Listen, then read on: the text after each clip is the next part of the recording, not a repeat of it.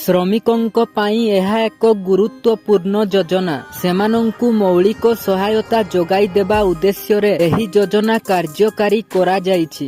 ଏଥିପାଇଁ ଏହି ଯୋଜନାରେ ଆର୍ଥିକ ସହାୟତା ଯୋଗାଇ ଦିଆଯାଉଛି। କିଭଳି ଏହାର ଫାଇଦା ଉଠାଇ ପାରିବେ ସେ ବିଷୟରେ ଜାଣିବା ପାଇଁ ଭିଡିଓଟି ସମ୍ପୂର୍ଣ୍ଣ ଶେଷ ପର୍ଯ୍ୟନ୍ତ ଦେଖନ୍ତୁ। ବିଶେଷ କରି ନିର୍ମାଣ ଶ୍ରମିକଙ୍କୁ ଏହାର ଲାଭ ମିଳିପାରିବ। ଏଥିପାଇଁ କେତେକ ନିର୍ଦ୍ଦିଷ୍ଟ ମାନଦଣ୍ଡ ରହିଛି। ଏଥିପାଇଁ ଶ୍ରମିକ କଲ୍ୟାଣ ବୋର୍ଡରେ ପଞ୍ଜୀକୃତ ହେବାକୁ ହେବ। ଅନଲାଇନ ମାଧ୍ୟମରେ ଏହି ଯୋଜନାର ଲାଭ ଉଠାଇବାକୁ ଆବେଦନ କରିପାରିବେ। କରୋନା ପରେ ଶ୍ରମିକଙ୍କୁ କାମ ମିଳିବା ଏକ ପ୍ରକାର ବନ୍ଦ ହୋଇ ଯାଇଥିଲା। ଅନେକ ସମସ୍ୟା ଦେଇ ଶ୍ରମିକଙ୍କୁ ଗତି କରିବାକୁ ପଡିଥିଲା। ଏହା ପରେ ସରକାର ଏହି ଯୋଜନାର ଘୋଷଣା କରିବା ସହ ଏହାର ଶୁଭାରମ୍ଭ ମଧ୍ୟ କରିଥିଲେ। ତେବେ ବର୍ତ୍ତମାନ ସମୟରେ ଆଉ ଏକ ସମସ୍ୟା ଉପୁଜୁଛି। ବର୍ତ୍ତମାନ ସମୟରେ ରାଜ୍ୟ ସରକାର ଶ୍ରମିକଙ୍କ ପାରିଶ୍ରମିକ ବୃଦ୍ଧି କରିବାକୁ ଅସମର୍ଥ ରହିଛନ୍ତି। ତେଣୁ ସେମାନଙ୍କୁ ସହାୟତା ଯୋଗାଇ ଦେବାକୁ ଚିନ୍ତା କରୁଛନ୍ତି ସରକାର, ଯାହା ଦ୍ୱାରା ସେମାନଙ୍କ ଭବିଷ୍ୟତ